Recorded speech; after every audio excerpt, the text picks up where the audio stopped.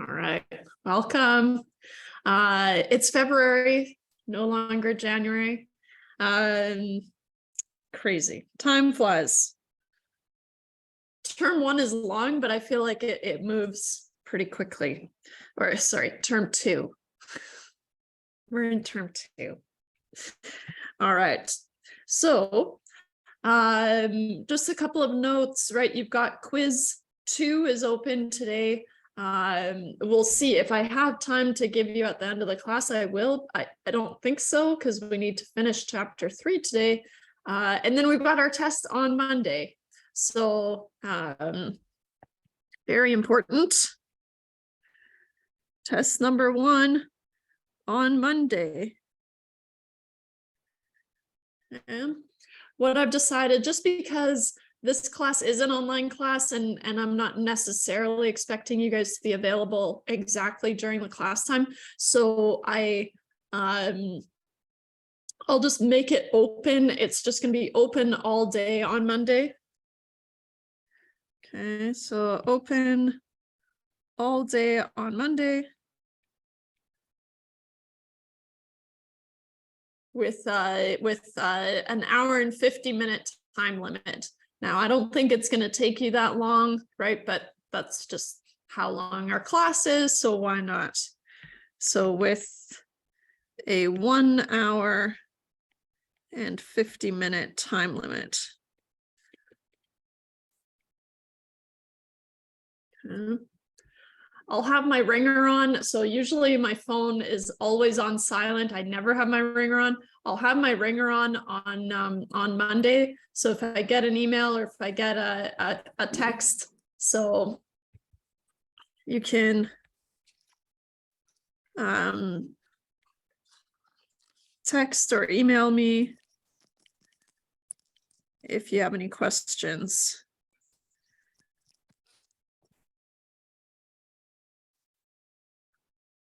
During the test. But this kind of makes it a little bit more flexible for everyone. Hopefully, it's my goal. So that's what I'm thinking. For future tests, they will be broken up into smaller chunks, and you have to finish part 1 before you can move on to part 2. I haven't done that for test 1. It's just all one go. So enjoy, otherwise it's so choppy. All right, so I'm hearing a little bit of background here. I'm just going to mute everyone there, except myself. There we go. All right, so I will post a practice test. It's not for marks, okay? It's just for you to get a feel for what types of questions to expect, right? They're not going to be exactly the same, but just kind of in that realm, and also for the length, okay? So, a practice test will be posted, but it's not for marks, right? It's just for you. Okay. All right, so let's see here. We didn't quite finish an example, so I don't know if there's any questions about that. Oh yeah, and then quiz number 1 or number 2. Quiz number 2 is open all day today. But it's only 20 minutes. 20-minute timed quiz again. But kind of fun. I'm giving you 2 attempts and I'll take the highest grade. Okay.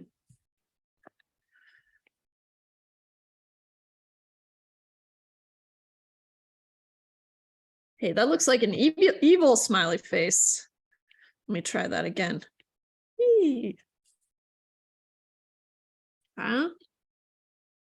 So So you'll have 2 attempts, right? So if you try it and then, I need to study that a little bit more, then you can have another attempt. Okay. All right. For review from last day, right? And let me just grab my my notes. Yikes.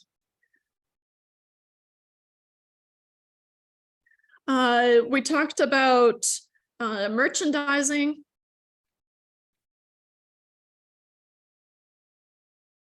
We developed formulas, things like S. So the selling price is the cost of the item. So the net costs, right, to the store, the overhead expenses and the profit, and these are the markup, right? And we defined all these last day, so that's why I'm not spending any time. We have more things to define today, so kind of got to get through this.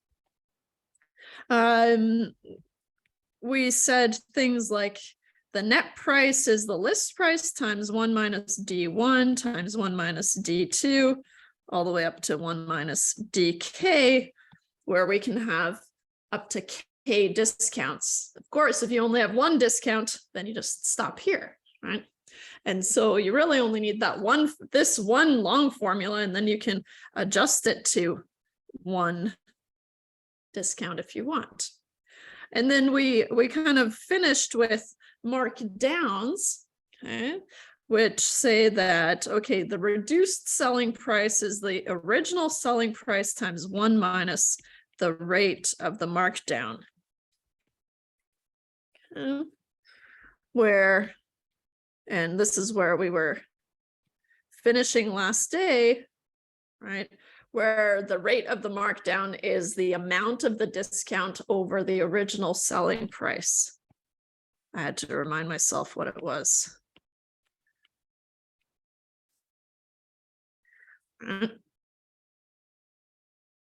And we were working on example 96, and I said, now you go try that. And oh, that's not what I wanted to do. I said, you go try that on your own. And then I also gave you another question to try. Oops.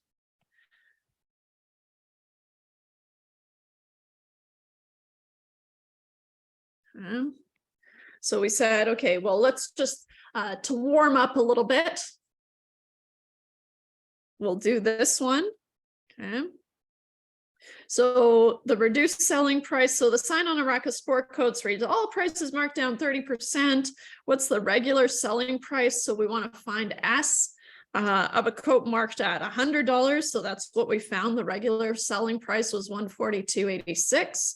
And then we want to do the same thing for if it was marked down to $196.49. So now we don't want to do the same thing. The reduced selling price is the original selling price, and maybe the lines, because I pasted weird, don't line up here, but part B. The reduced selling price is the original selling price times 1 minus the rate of the markdown. Now, the rate of the markdown for both of these is 0.3, right?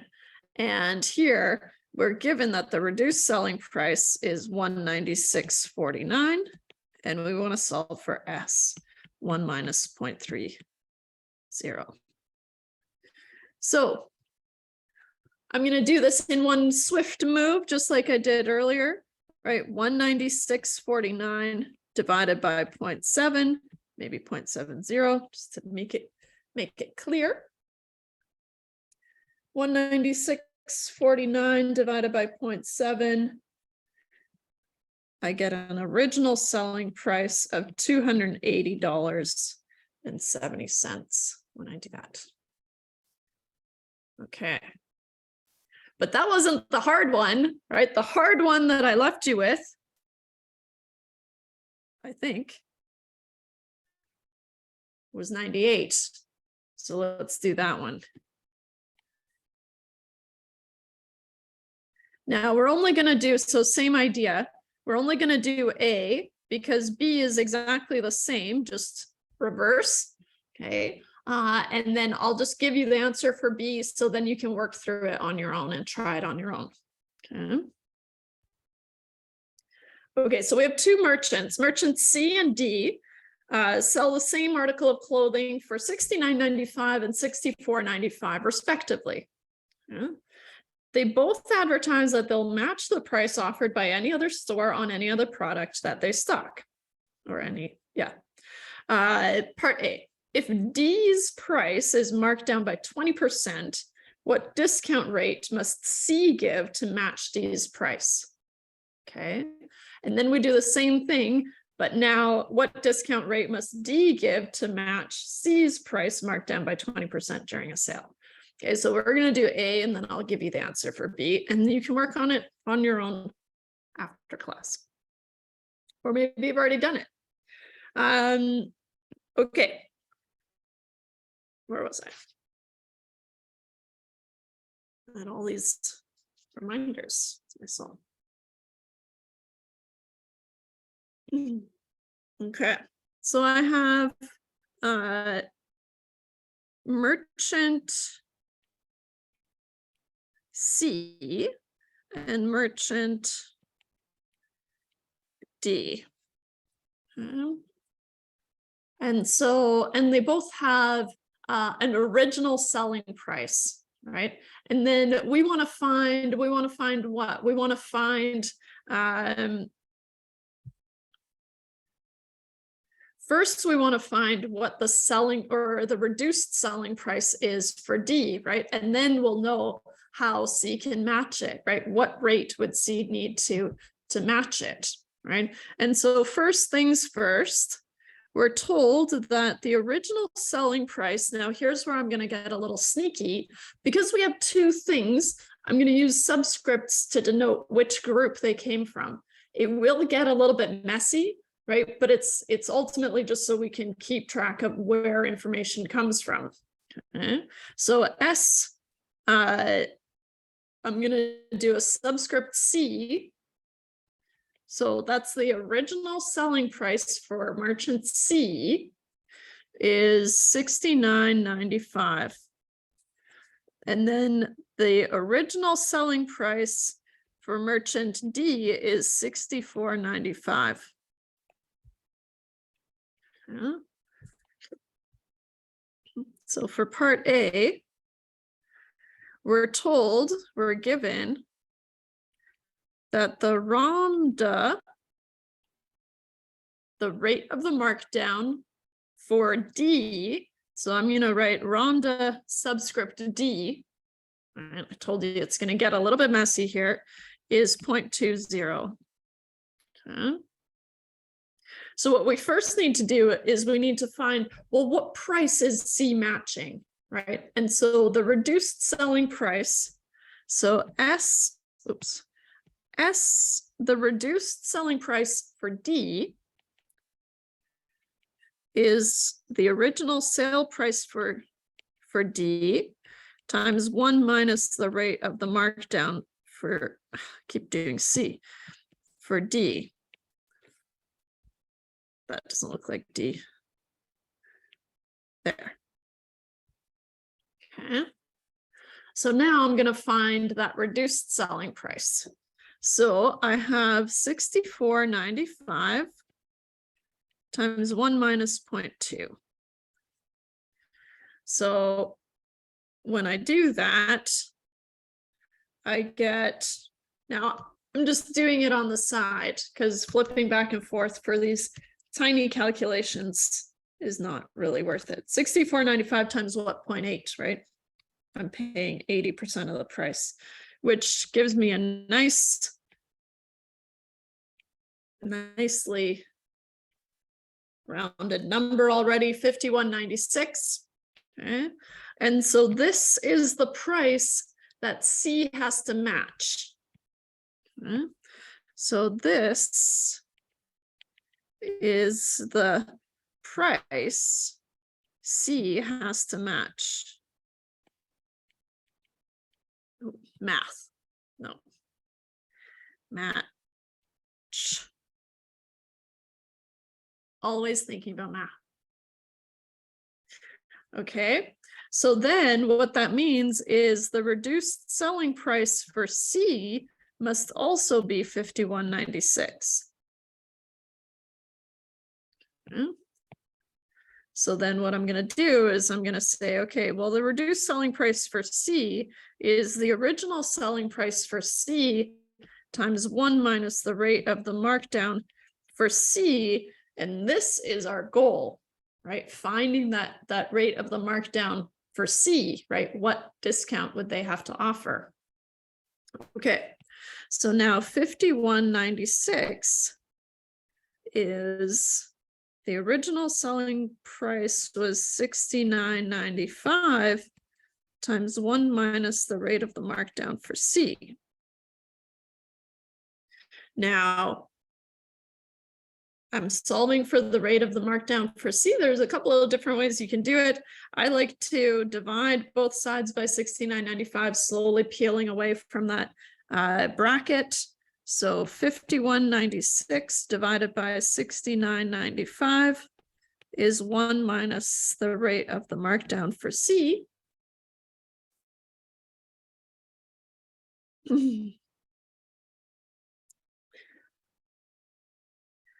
If I reduce this and also subtract 1 from both sides, right? Or another way you could do it, it's a little bit cleaner if you don't like negatives, right? One way you could do it is you could add the rate of the markdown to the left-hand side and simultaneously subtract this fraction over to the right-hand side, right? A little bit of kind of more maneuvering. Well, not even, I guess. I don't know. I'll kick it old school. You'll get to the same result. So 51.96 divided by 69.95 gets me 2.7428162974. And then minus 1 is the negative lambda for C. Gonna stack my equal signs here. There. So then the rate of the markdown for C, 0.74, blah, blah, blah, minus 1. And then I take the negative over to the left-hand side. Then I get 0.25718370026. Nice. Which means that in order to match it, right, they would need to offer roughly 25.72% off, right? Or 25.72% off.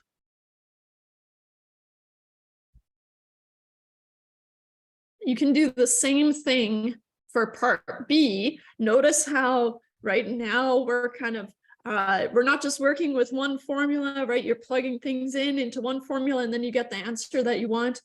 Most of the time, we're incorporating multiple formulas, right? And kind of baking them into each other into a slightly bigger problem, right? And so that's often something that you have to do. So don't be thrown off by that. Okay, so it's good practice. So part B follows the same process, and the rate of the markdown for D, I get 0.13841414647, blah, blah, blah, blah, blah. All right, or 13.84%.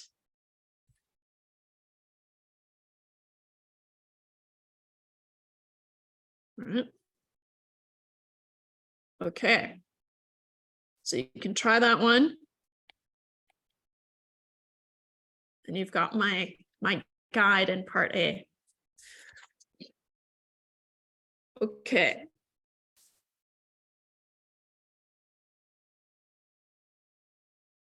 Section 3.3. I think we're ready. Yeah, that was it for the review. Yep. I have to convince myself more than you, I think. 3.3 is, it's called business economics.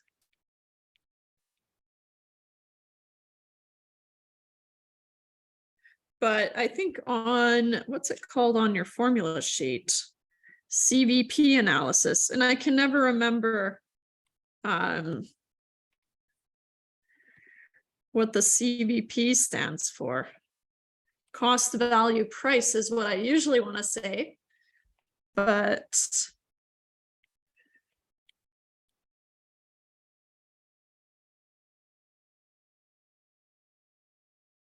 if anyone remembers from your econ classes or whatever, I think it's cost value price.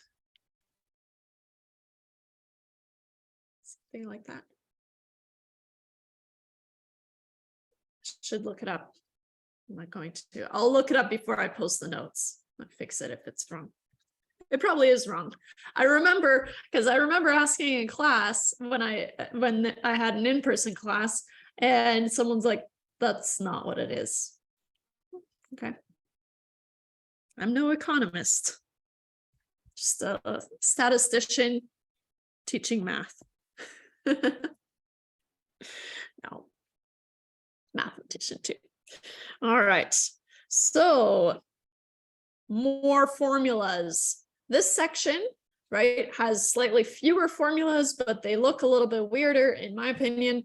And so what we're going to do, or how I like to think of this section, is that, okay, there are a lot of recurring things. Okay, so things like, okay, the TC, I'll tell you right now, is the total cost. Okay, it's the total cost of running an operation. Okay, which is made up of what? Variable cost and fixed costs. Okay. And so far so good, right? Nothing really crazy about this, right? And so TC is the total cost of running the business.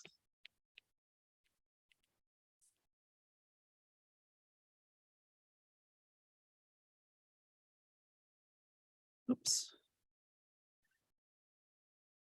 VC, right? VC is the variable cost. Okay, that's the per item cost of producing an item. It's the per item cost of production, or whatever it is you're selling. Okay, so notice here that the VC shows up again, right? So we're just saying, okay, well, the variable costs can actually be broken down just a little bit further. Okay, and the variable cost is made up of,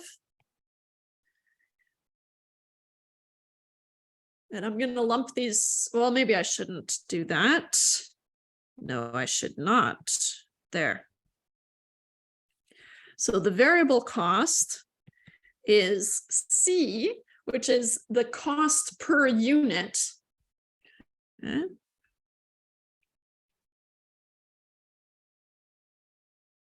Right, in order to produce it, right? And so, so kind of linking back to the variable cost is the cost per unit, right, of production, whereas X,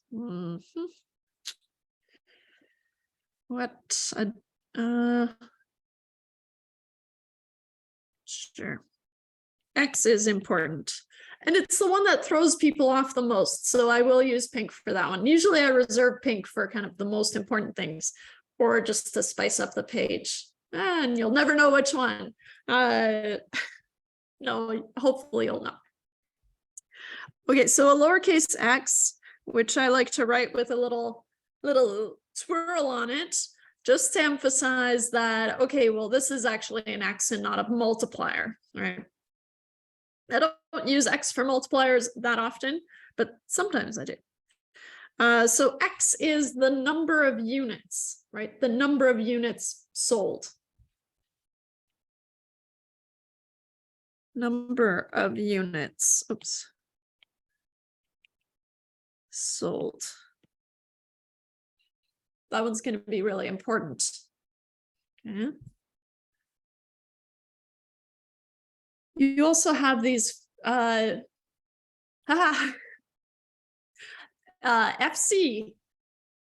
you're one step ahead of me. Let's see here. FC is the fixed cost. So FC is the fixed cost. And that's the fixed cost of running the business. Now, things like, you know, you have to pay rent for your space, you have to pay for internet. No, that's great. You have to pay your phone bills, right? All these bills, you have all these fixed costs. And I think we understand what the fixed costs are. You don't get to not pay your fixed costs just because you didn't make any money, right? The fixed costs don't care about that, right? And so these are costs of, and maybe I will use the term fixed costs of running the business.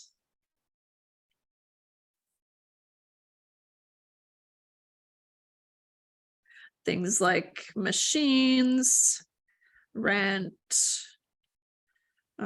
phones, etc.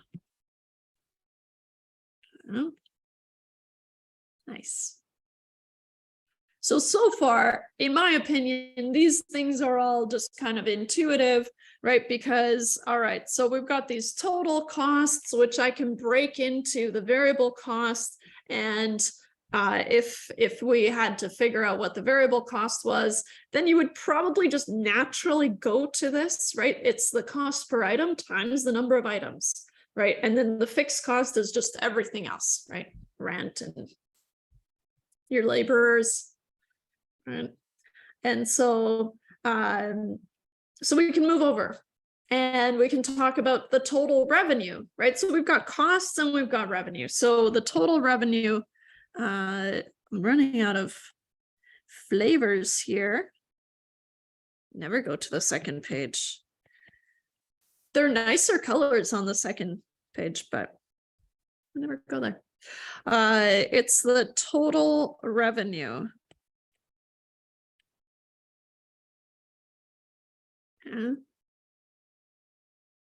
It depends on two things, right?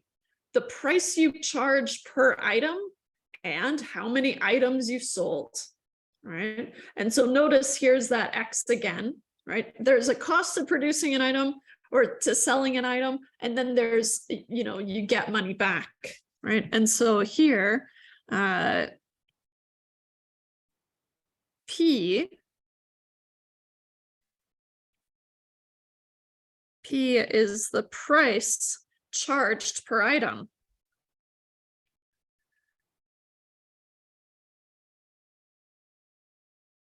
Right. And then again, right, we have this X, right? The number of items that we sell. I'll put it on here again.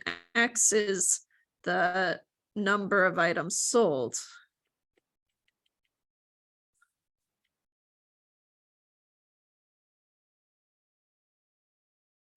Here, I guess I was more professional. Units sold. Sure, I'll spice things up. Number of items sold. Okay. So far, right, we've just kind of picked apart different components. They all hopefully make some sense, right? And then if I ask you to find what's the profit, right? Or rather, in our case, what's the profit function? Then that's gonna, what's your gut reaction? Well, that depends on how many units I sell. Okay, well, what if you sell 40 units? Okay, so then what would you do? You would figure out your total revenue. So how much would I make, right? By selling 40 units, for example, right? And then I need to subtract my total cost. Okay. So in this section, we're going to be building the profit function. And we start here, right? This is the profit function. And then we kind of build it out. Okay. Because depending on what information you have, right, that's going to make a difference. So here, right, we've got the total revenue, or maybe I should go like this, right? And then I've got the total cost here.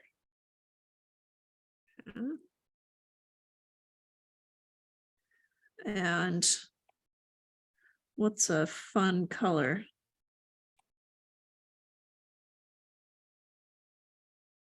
Purple, I guess. The profit of X is the profit function when you sell X units. The profit of selling X units. Okay. This is called the profit function. Right? Because we've seen function notation, things like f of x, right? But now it's the profit of x. So you're going to read it as the profit of x.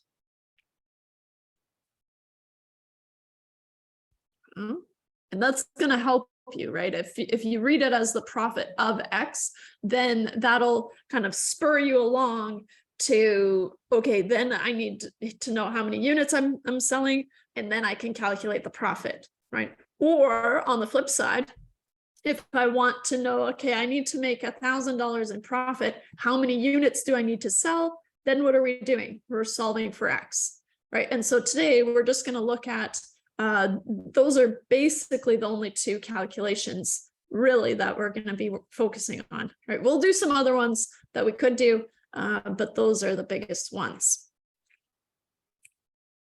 Okay, so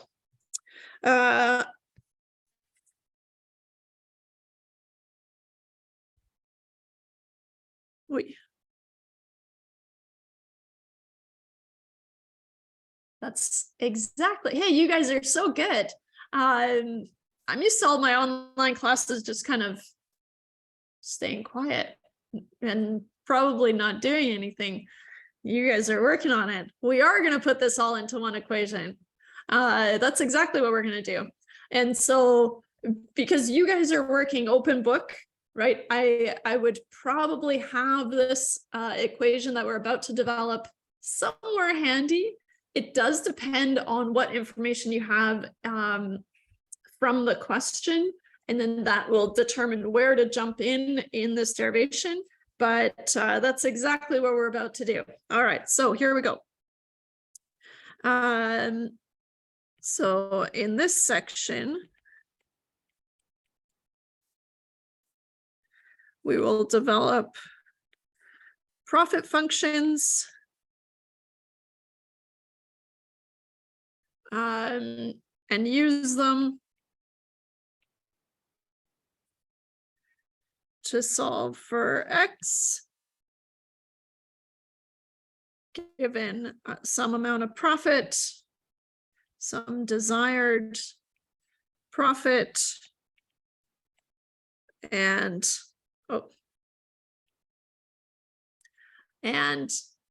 given X, solving for the profit.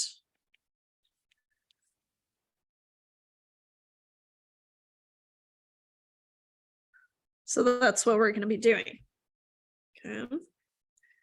So let's work with this profit function. So we have the profit of X, which is the total revenue minus the total cost. But the total revenue, right? We said we could replace it with P times X. So that's what I'm going to do. So I'm going to replace it with P times X, where P is the price I'm charging per item and X is the number of items. Fair enough. The total cost, I can replace it with two things, right? So it's the variable cost plus the fixed cost. But because I'm subtracting the total cost, I do have to wrap those up in brackets. Otherwise, it'll be a complete disaster, right? And so the total cost, oh, sorry. I'm one step behind now. The variable cost plus the fixed cost. The variable cost we can also replace, right, with the cost per item times the number of items. So I'm going to do that inside the bracket still. So we have the cost per item times the number of items, and there is nothing about the fixed cost. It's just some number. All right. So now this is where you need to be super, super careful when you're bringing this negative inside. Okay. And so here, right, this becomes PX minus CX minus the fixed cost. If you didn't subtract that fixed cost, what would you be doing to your profit function? You would be saying, oh, and instead of these costs, that's just magical money that appears. That's not how it is, right? You have to subtract it. Now we get to practice our simplification here, right? And so I have to collect like terms because I have two values with an X on it. And so if I pull out that common X, I get P minus C times X. Or sometimes I kind of like to have the X in the front or maybe in the back. Sure, I'll mix things up. P minus C times X minus the fixed cost, because this will often reduce to just one number. So then it's times X. All right. So here, right, this is, oops, my screen jumped around a little bit. The profit of X, and it should be scooched up. Okay.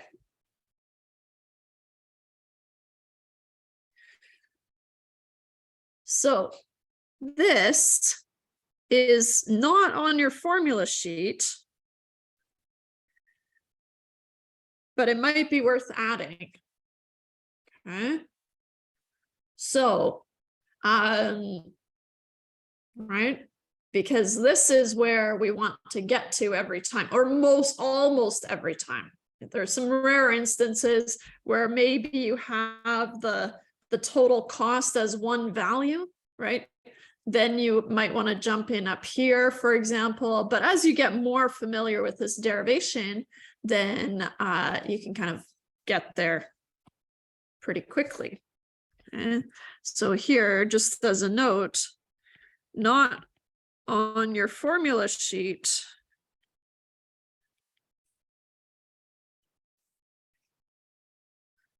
but will be very useful.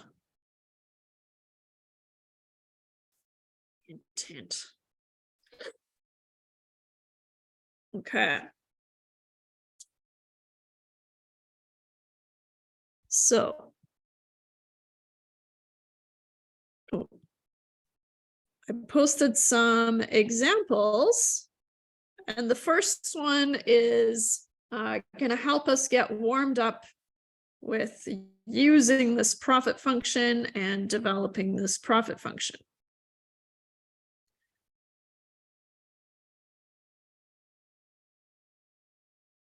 Okay, maybe I'll give myself a little bit more room. All right, so here we go.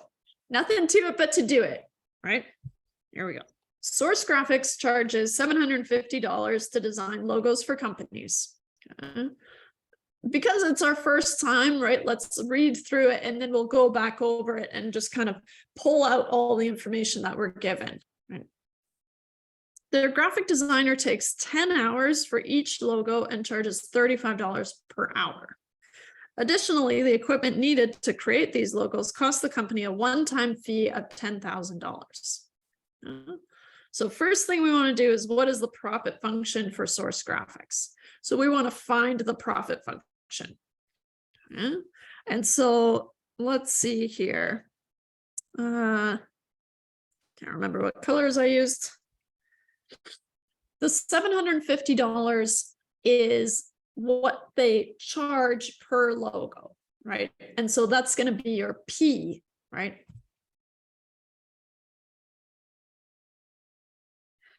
So P is 750.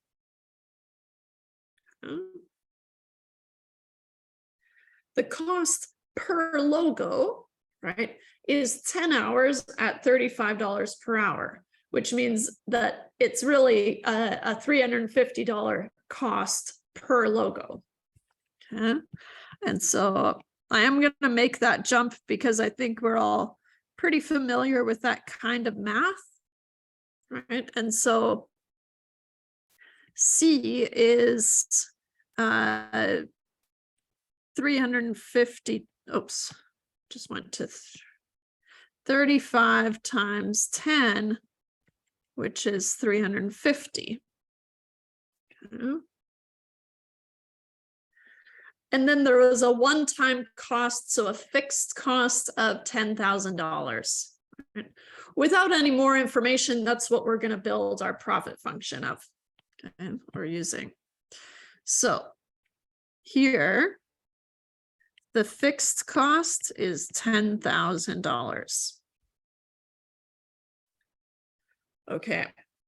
So what I'm going to do, right, looking at this final profit function that we just got to, right, I'm just going to use this, right? Usually what I would do if we were meeting, if we had in-person tests, then I would get you, we would start up here, right? And so for practice, what I want you to do is just for all the profit functions that we just start from here, right? Just for practice, kind of morphing these functions, right? Start here and just kind of balloon out and make sure that you get to the same profit function, right? But because you're doing online tests, you can just jump straight to here. That's totally fine. So the profit function, so the profit of X, right? And so I'm just jotting down the general profit function. The profit of X is P minus C times X minus the fixed cost. Luckily, I have all that information already. And so I can say, okay, well, P is 750 minus the 350 per logo that I need to pay my designer times however many units I sell. Now, X is always just going to be empty, right? Until we start using the profit function. That's why it's a function of X, right? Because I can put in any value of X and figure out what the profit is. Minus the fixed cost, which is 10,000. Okay. So if I simplify this, I get 400X minus 10,000 is my profit function.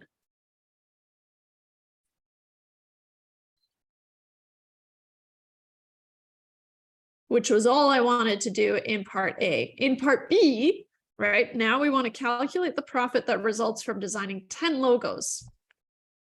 Okay. So now the profit of 10, right, because I'm letting X be 10. And you know what? I'm going to clarify that here. Let X equal 10. So the profit of X is 400X minus 10,000. So the profit of 10 is 400 times 10 minus 10,000, which, I'm running out of room here, is negative $6,000, right? And so they would lose $6,000 because what's happening? You had this initial buy-in of 10,000. So until you've covered that 10,000, right, you don't make any profit. But right, there's kind of a gauge, right? Because losing 6,000 is better than losing just the flat out 10,000, right? So you're still working away at it. And I think if you just kind of step back from just the math of it all, right, that makes sense. Okay, so it's going to cost me $20,000 to buy this machine, but then once I have it, right, I can start paying it off. And it's kind of like solar panels, I guess, right? There's a buy-in, and then we all understand that, okay, well, yeah, but you're saving money until eventually you'll have paid it off, right? And then you start benefiting from it, right? Same idea. So at 10 logos, the business would see a $6,000 loss.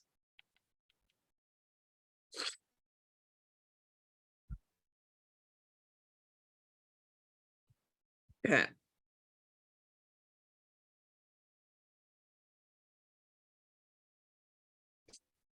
Before I jump to this one, okay, how about I add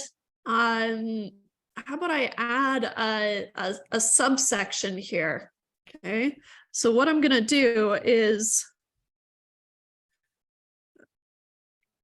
I'm gonna add,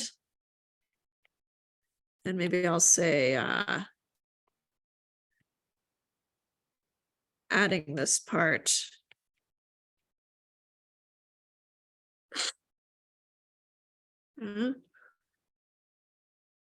How many logos would we need to design to break even?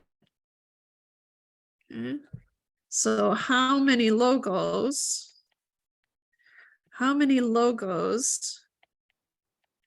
would we need to design to break even? Now, I have mentioned break even before, and then I said, oh yeah, we'll talk about that later. Just don't worry about that. But here we are, and now we're talking about it, and now we're going to see how it works. Okay, so break even means what? It means you're transitioning from making a negative profit to a positive profit, right? But at that transition point, you're making zero profit. Okay, so here, right, break even is when the profit of X equals 0. Okay. And how many logos is really saying solve for X when the profit is 0. Okay. It's a really common question that we ask, and so I want to introduce it early. Okay. So we have our profit function. Our profit of X is 400X minus 10,000, right? And we're basically having to recoup our 10,000. You could solve this problem probably just mentally, right? Even without a formula or anything to work with, right? And so what are we doing? We're setting this to 0. 0 is 400X minus 10,000. But then I'm adding 10,000 to both sides is 400X.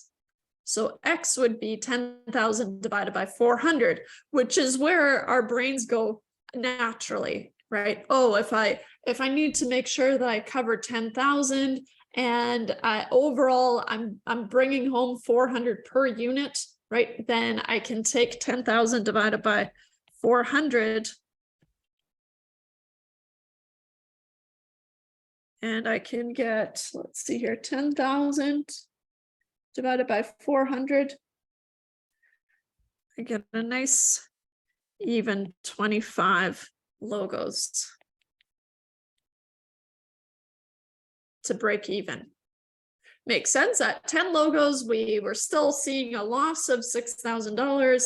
So now it's not until you've sold 25 logos that you start to make a positive profit.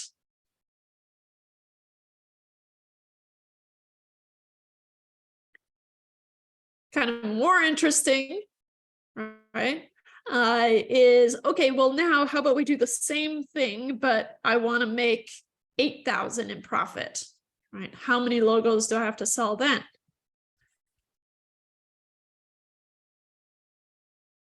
So here, I'll call it D. It's not, but whatever. It was actually 1, 2, 3, so it doesn't make sense anyways. But I'm gonna let the profit of X be 8,000. And I want to solve for X.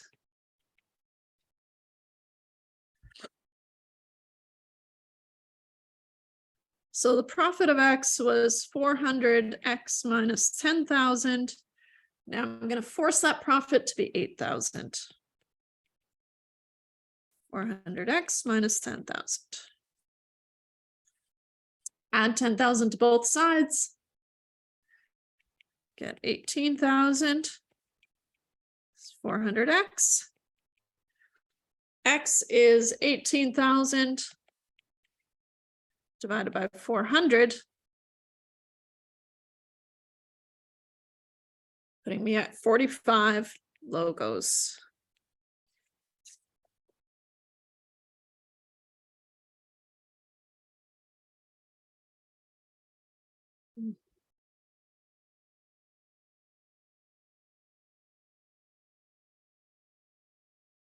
Switched up my examples, but okay.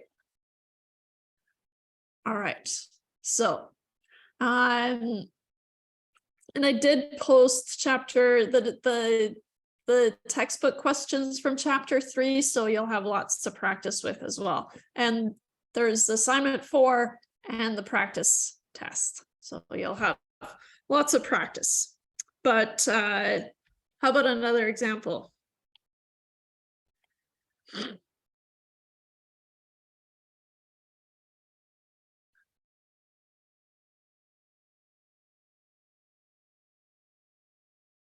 Okay. So this one's a little bit different. So now we're just kind of flexing our muscles a little bit. So if a company makes $2,000 profit from selling 100 units and $10,000 profit from selling 150 units, what are the fixed costs? So it's the same company, so of course they have the same fixed costs. And so what we're going to do is we're going to say, okay, well, what we're told is that the profit of 100 is $2,000.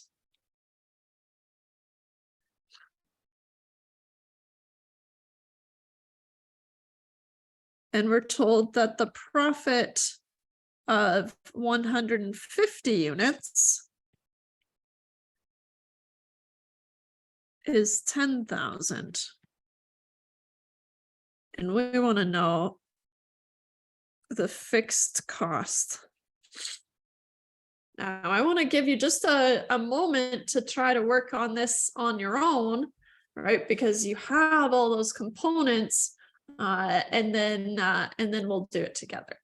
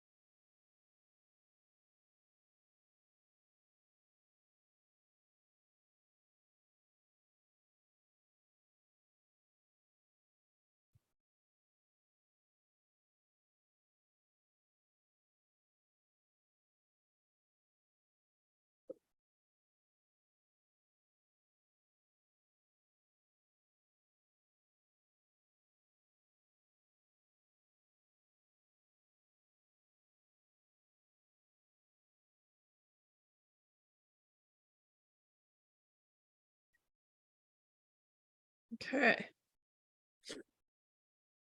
So it's a little bit of a biggie, right? And it requires quite a bit of massaging. So I'll kind of get you started, and then We'll see if I get carried away. Maybe I'll forget to step back, but I do want you to try to think about how to solve this problem, because we don't have a lot of information, right? In fact, we have, okay, so we have the profit at 100, or let's just remind ourselves about the general profit function. The profit of X is P minus C times X minus the fixed cost, right? And so I want to solve for the fixed cost for both of these equations. Okay. And so we're told that when X is 100, the profit of X is 2,000. Okay. And so we're given that the profit is 2,000. We don't know P, we don't know C, but we do know that X is 100. And then we're trying to solve for the fixed cost. Now, we're also given that when X is 150, the profit is 10,000. So 10,000, use my commas, P minus C times 150 minus the fixed cost.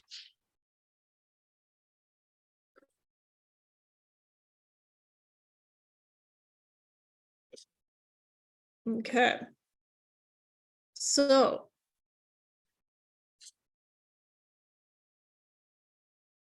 let's see here. Let's see here. These values must be the same, right? And these values must be the same, right? So there are lots of different ways I can think of solving for this, right? If I think about P minus C as one value, right? Because I don't necessarily need to know what P is and what C is. I just need to know what that kind of profit per unit is, which is P minus C. Okay. And so if I treat this as one number, then I have what? I have a system of equations, right? I have two equations with two unknowns, right? And so here,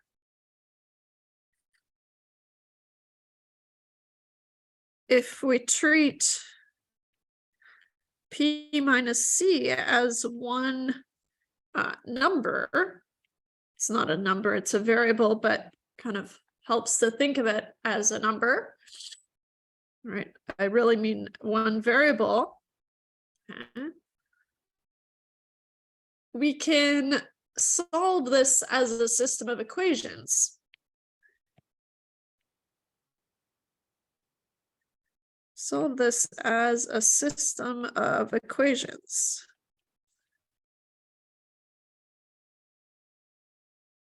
Right, which is really two equations, two unknowns.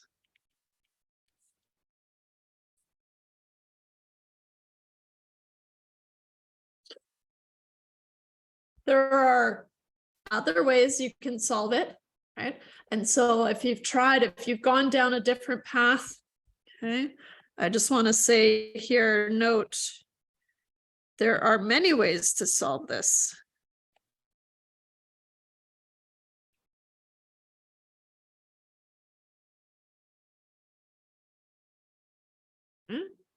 But I'm going to treat it as a system of equations because that's something that we're familiar with. Okay? Because we practiced it in chapter 1 or 2 or both, I think. So what I'm going to do then is I'm going to treat this as equation 1 and this as equation 2. And remember, we're just treating P minus C as one thing. Okay? If you wanted to, you could replace P minus C with an X and F of C or FC with a Y, right, in both scenarios, and then maybe it'll look a little bit nicer, but I'm going to keep them as they are. Okie dokie. So what I'm going to do is I am going to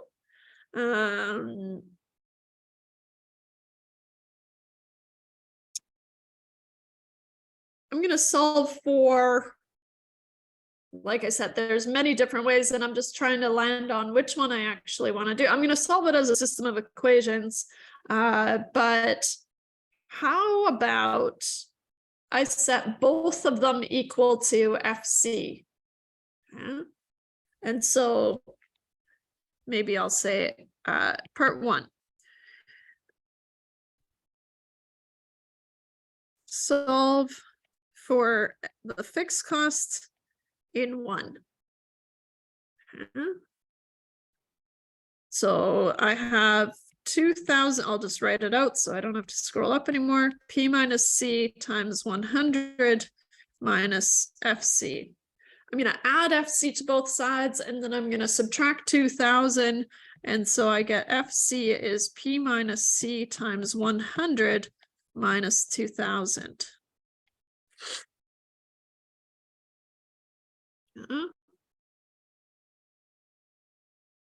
Couple of things, right?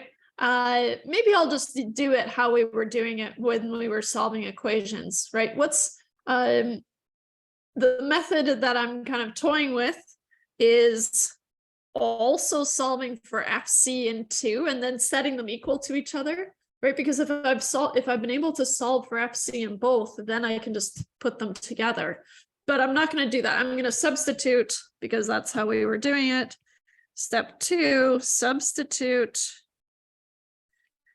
FC equal to P minus C times 100 minus 2,000 into the other equation, which in this case is equation 2. Okay. Equation 2 was 10,000 is equal to P minus C times 150. 150. Boy, that would mess up my numbers, right?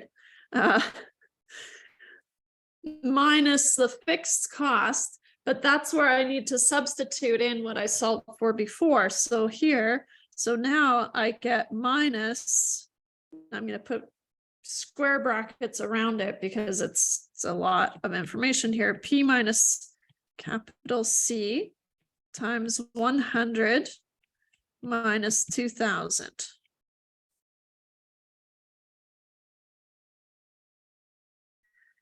Scoot this over, give myself a little bit more room. Okay. First thing I'm going to do is I am going to expand this negative into the brackets. So I get 10,000 is P minus C times 150 minus P minus C times 100 plus, right? Because when I shift that negative onto the subtraction, it becomes addition, right? So it's really important that when you're expanding these brackets, you bring that negative onto both terms, plus 2,000. Okay. Now I can collect like terms, right? Remembering that P minus C, if you want to replace it with just maybe not X, but because X has a special meaning, right? It's the number of units, but maybe A or something, right? If you want it to. So now I'm going to subtract 2,000 from both sides. Why not? Just kind of move it over here and collect like terms. And so I get 8,000 is P minus C times 150 minus 100. Which means that P minus C must be what? 8,000 divided by 50. Okay. And so here, P minus C is 8,000 divided by 50. 8,000 divided by 50 is 160.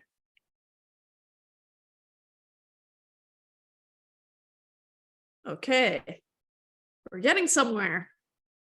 So now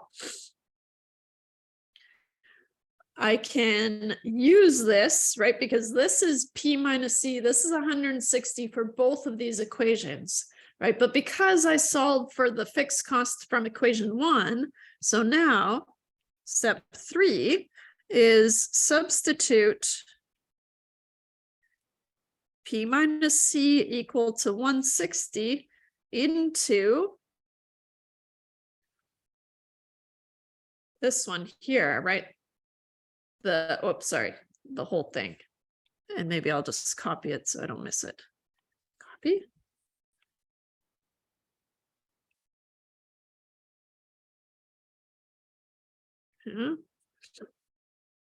So now the fixed cost is 160 times 100 minus 2,000. 160 times 100, 160,000 minus 2,000. I don't trust myself to do any, oh, sorry. That's why I don't trust myself to do any math. 160 times 100 is 16,000, not 160,000.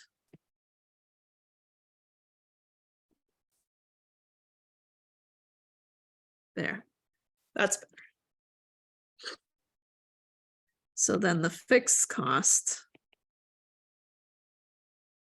is 14,000.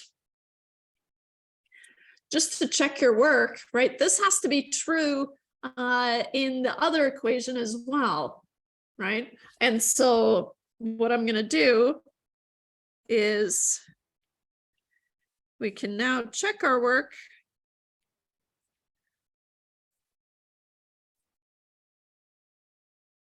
Right?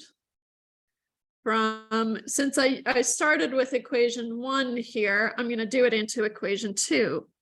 And so here, I'm going to copy that.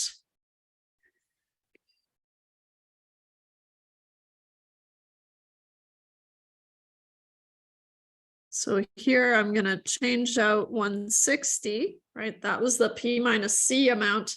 And then I'm going to change the fixed cost to 14,000. And then I want to make sure that it comes out to 10,000, right? It has to be a true statement in both. And so I get 160 times 150, which is 24,000, yes, minus 14,000 is indeed 10,000.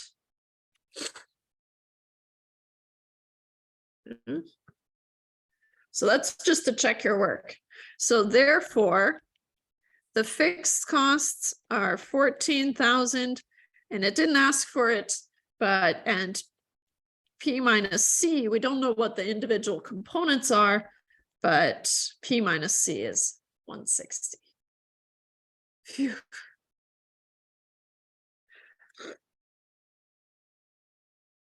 Okay. Good. Hey, I didn't give you guys a chance to go off on your own, but you can try and solve it different. There's so many different ways, even just using it with system of equations, which you're ultimately doing regardless, but you know, you can solve for P minus C in equation 2, and then the method would be different, or the procedure would be different, but the final answers would be the same. All right. Okay. So good. One concept that we haven't talked about yet is called the shutdown point. Okay. And so the shutdown point is when it costs you more to make something than you can sell it for, right? So, and again, intuitively, we know that if I tell you that, oh yeah, it costs me $15 to make this thing, right? Oh yeah, and how much can you sell it for? Oh, I sell it for $10. Well, that doesn't make sense. Why would you do that? You should shut it down, right? And so that's what the shutdown point is. So the shutdown point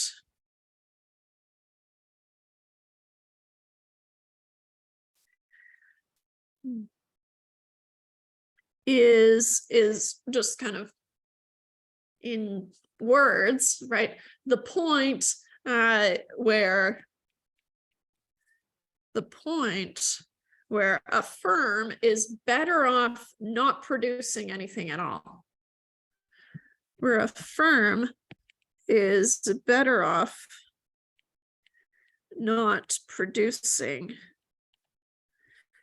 at all. Okay. But kind of mathematically, what does that mean? Right? If the price you can charge per item no longer covers the cost to produce the item, right, then you've reached the shutdown point. If the cost to produce an item, which is denoted by capital C, is more than the price you charge per item, which we denote by P, okay, you have reached the shutdown point.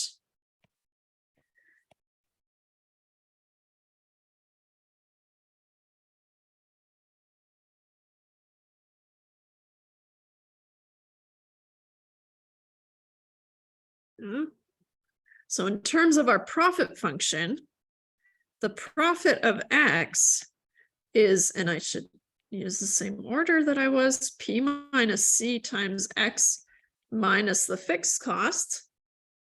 Yeah. So really what we're doing is we're saying, okay, well, if the cost to produce an item, C, is more than how much I can charge per item, right, then this whole thing would become negative, right? If I think about, okay, I'm gonna be able to sell this thing for $10, but it costs me $15 to make it, right, then I'm in the negative, right? And so in general, this is a negative number, right? And that's when you reach the shutdown point. Okay, so here, if P minus C is less than 0,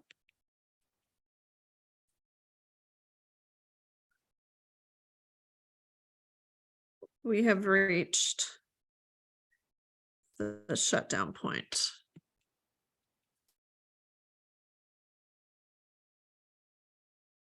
So shutdown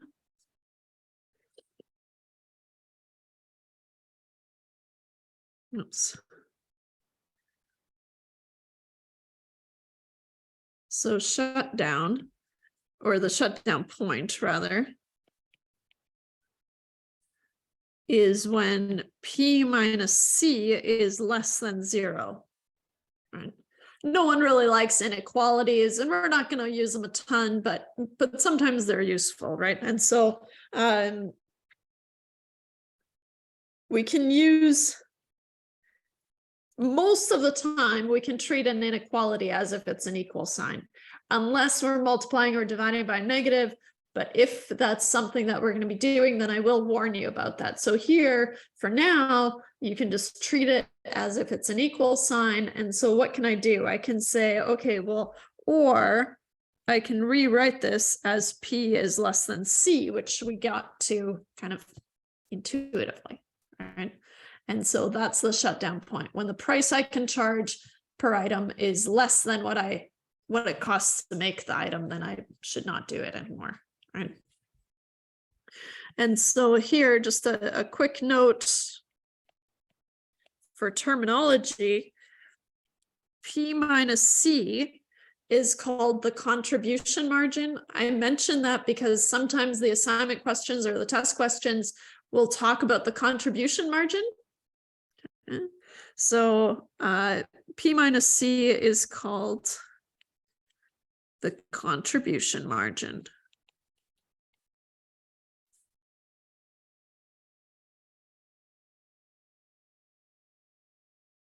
Let's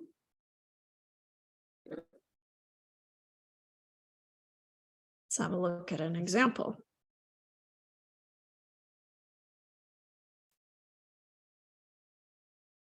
Oh, got green all over it there. Copy.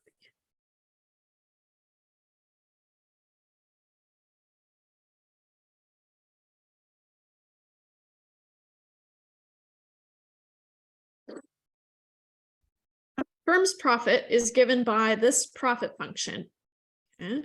And we could pick this apart and say, okay, well, if P, P is a variable, okay, but then 5 must be the cost to make each item, right? X is the number of items, and 25 must be the fixed cost, right? And so with a little bit of practice, you'll kind of get here.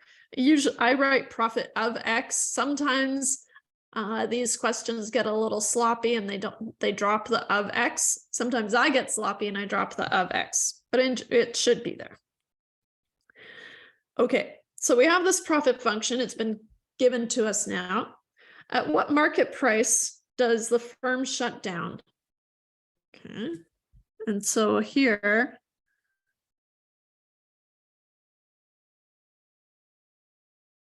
right, find P at shutdown.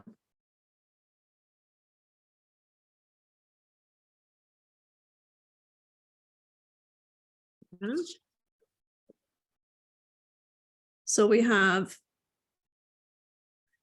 P minus 5 is the contribution margin. When that's less than 0, I shut it down, right? And so here, if I add 5 to both sides, I can say that if P is less than 5, right, then I have reached the shutdown point.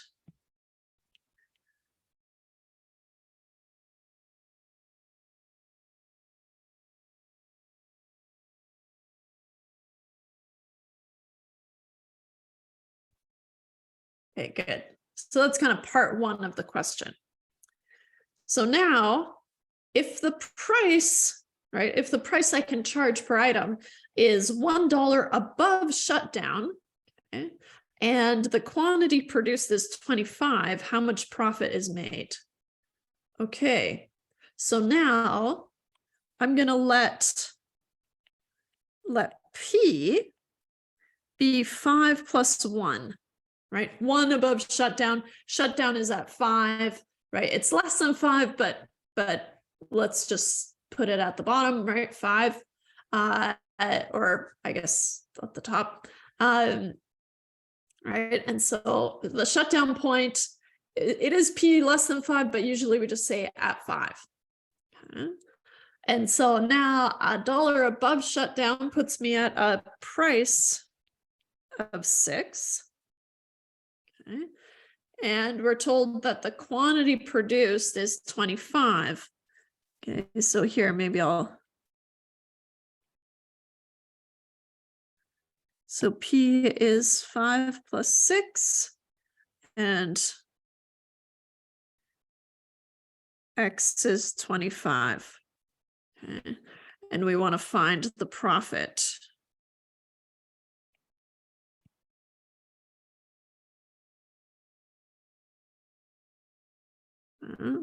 So, and X is 25.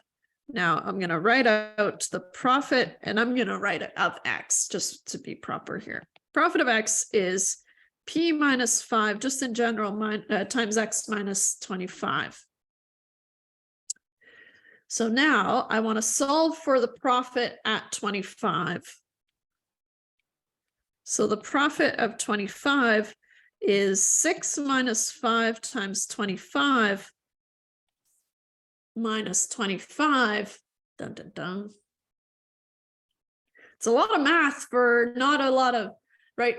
But if you kind of step back and thought about it, right? $1 above, okay, the contribution margin is 1, 25 units, subtract 25 fixed cost. Oh, dang, I'm at 0. But here's the math to get there, right? 1 times 25 minus 25. Oops, puts me at 25. No, puts me at 0. Right. So at 25 units, right? 26 units, then we're talking right? Then I would be making $1.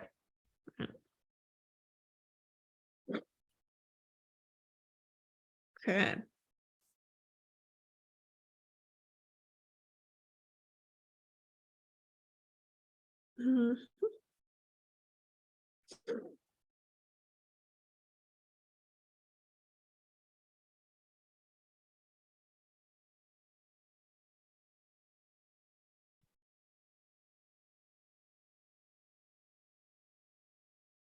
Let's do another example.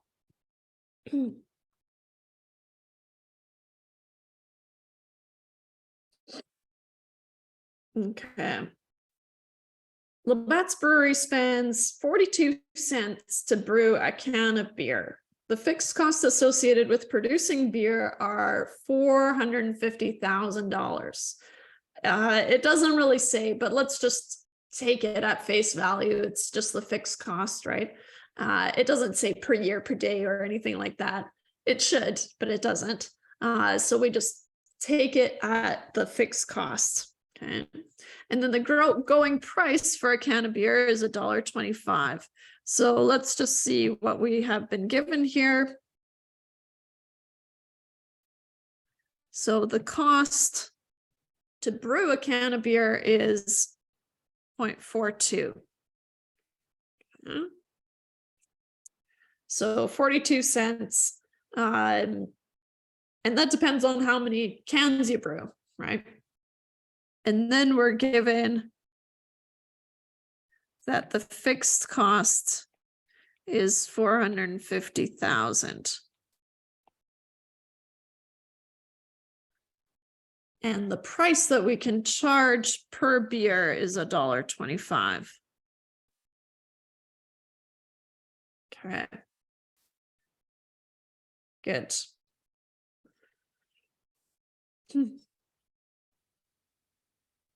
I want you to work through these questions, and then I'll give you just a moment, and then we'll go through them together.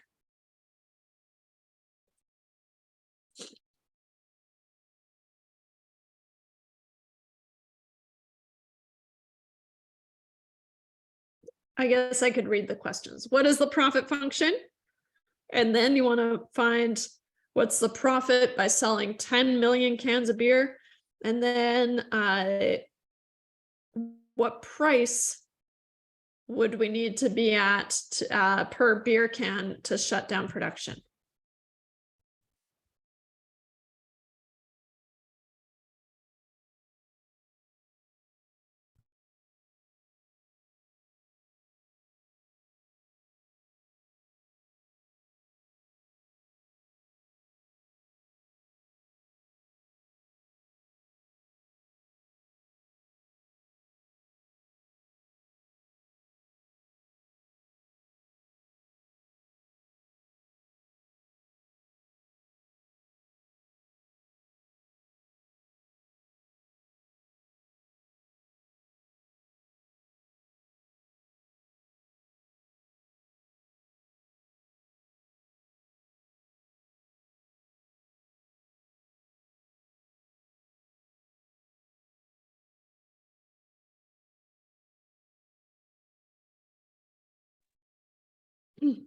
Okay. I'll start with the, hey, look at you go. Nice.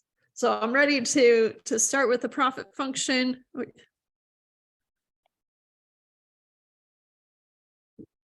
All right. I'm going to start with the bare bones one that we developed. P minus C times X minus the fixed cost. So I get a profit of X. P is $1.25 minus 0.42 times X minus 450,000. $1.25. Where's this one? Minus 42 cents is 83 cents. And if we want to start incorporating that vocabulary, right? 83 cents is the contribution margin, right? The profit contribution per item. Okay. Minus 450,000. Okay.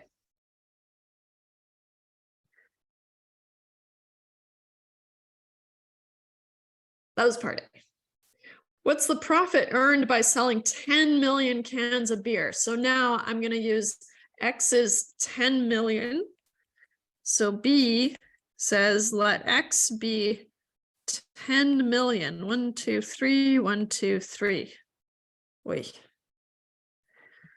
The profit of 10 million. So many zeros. You want to be careful. 0.83 times 10 million minus 450,000.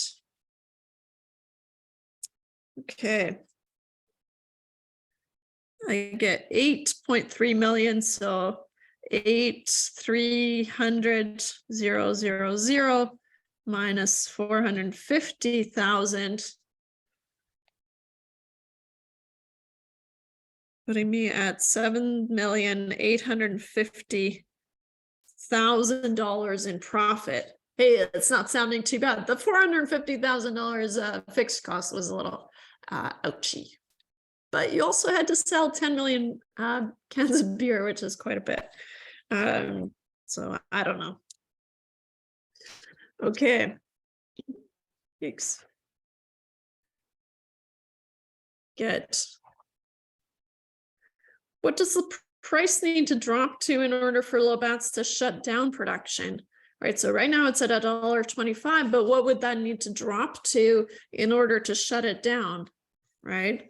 Well, we already know that it has to cover the cost, right? And so essentially it's just at the cost, but mathematically,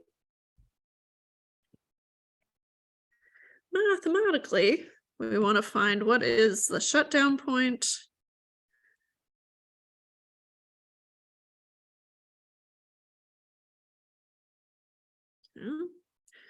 And so I'm going to say as C is equal to 0.42, right? P minus C is less than 0 if P is less than 0.42. So the shutdown point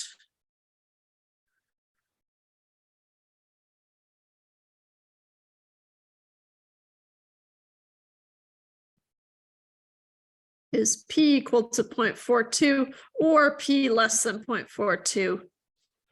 I know that that doesn't really make sense, but that's just how we communicate it, right? It's 42, and then it's implied that anything less than 42. Right.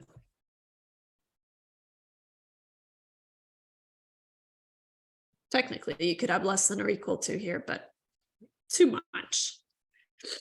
Okay. All right. Good. Let's see here. Another example. It always looks like so many examples when I look at them just kind of in a list like this, but I mean, it's fun to work through them. So here we go. We only have two left in this section. Okay. I think I can, I'll put it on a fresh page.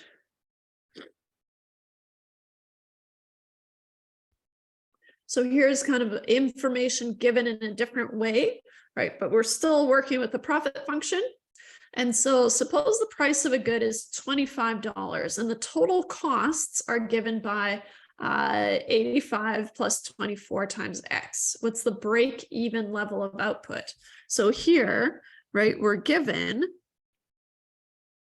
that P is $25. If you wanted to, right, the total cost, you don't have to break it up, but you good, right? I'm not going to, just for a little bit of practice of approaching it a different way. Okay, but so what we need to remember from the formula sheet, right, is that, and I'll bring it in from the formula sheet just so you have it. Okay.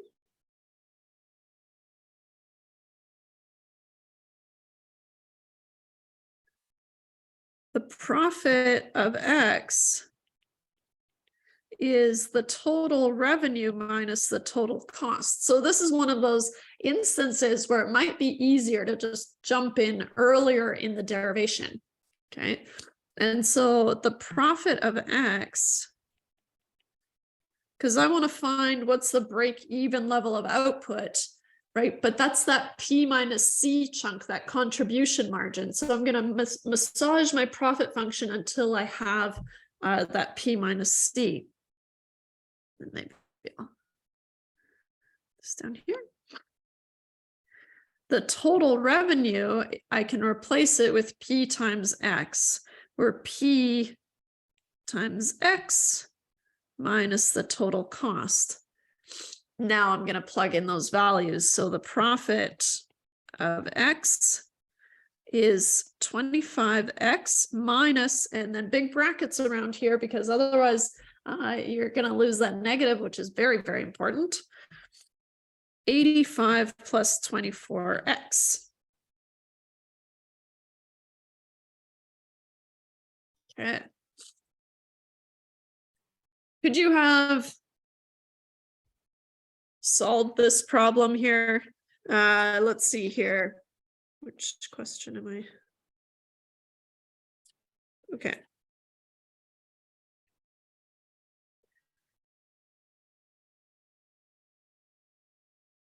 Oh, haha. I was, for some reason, I was looking for the shutdown point. No, I want the break-even point. The break-even. And then I guess I'm just keeping this as it is. The break-even point is when the profit of X equals 0, and we want to solve for X. Right, we did that earlier on. Then I thought, hey, why is my answer in here different? Well, it's because I was looking for the wrong thing. The shutdown point would be when? 24, right? It's not part of the question, but it would be, because your total cost, right? This is your variable cost per item. So you need to cover at least 24. Right? Here you're $1 above the shutdown point. But that's not what this question is asking. I went off track. So we can do it though. I'm going to set the profit to 0 now. And maybe I could have done that. You know what? Just for clarity, I'm going to do it earlier when I plugged in all the values. Okay, now I'm going to expand this and collect like terms. So I have 25x minus 85 minus 24x. So I have 0 times 25, or is 25 minus 24 times x. I'll show it, but it's just going to go to 1, right? Minus 85. So 0 is x minus 85. So x must be 85.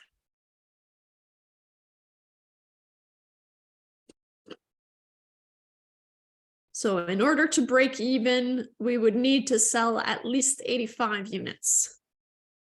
I'll write that out. In order to break even,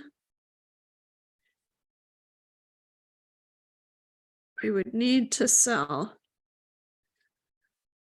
85 units.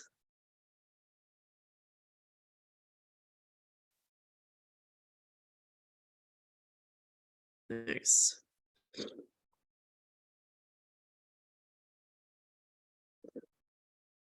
Okay.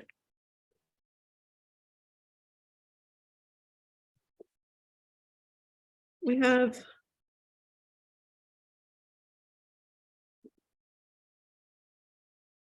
one more example here.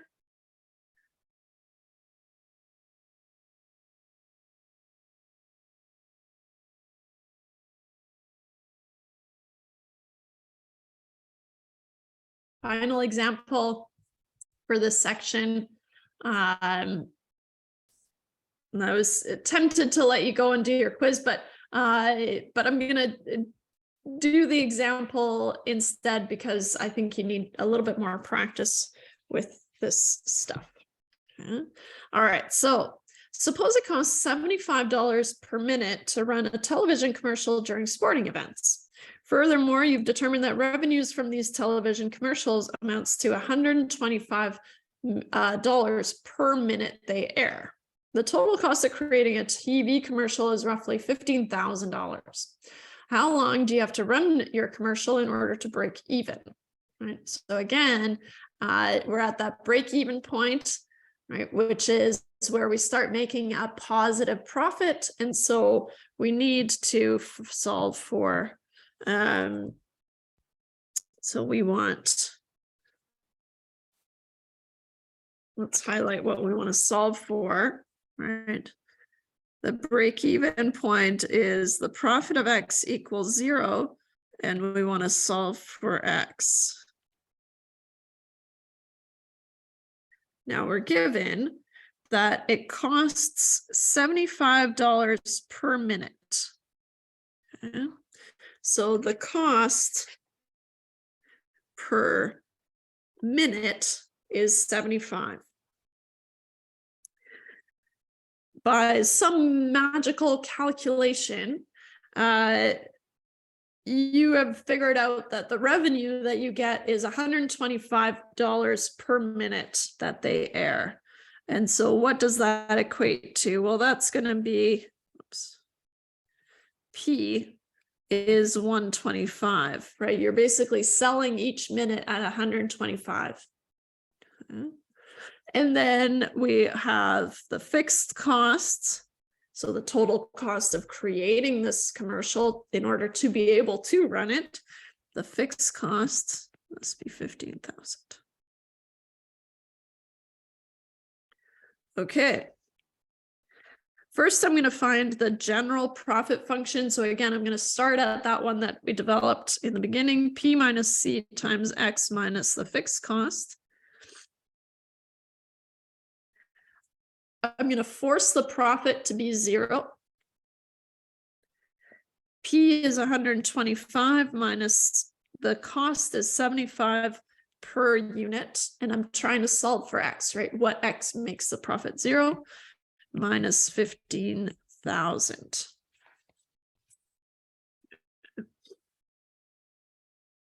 Uh, 125 minus 75 is 50. So I get 0 is 50x minus 15,000. Add 15,000 to the left-hand side, divide by 50, and finally, just to keep it on the same page, X must be, oops, sorry, 300. 15,000, I'll do it here. 15,000 divided by 50 is 300 minutes to break even. All right. That's just to cover the cost of making the is it a commercial? Yeah. Okay. Awesome. Hey, I do have time to give you for the quiz. So that's the end of chapter 3. Remember, we're not doing 3.1 and 3.4. We're skipping it. So it's only this week. That's chapter 3. And that's what's on the test. So chapter 2 and chapter 3 are on test 1. And if you have any questions, let me know. But I'm going to stop the recording.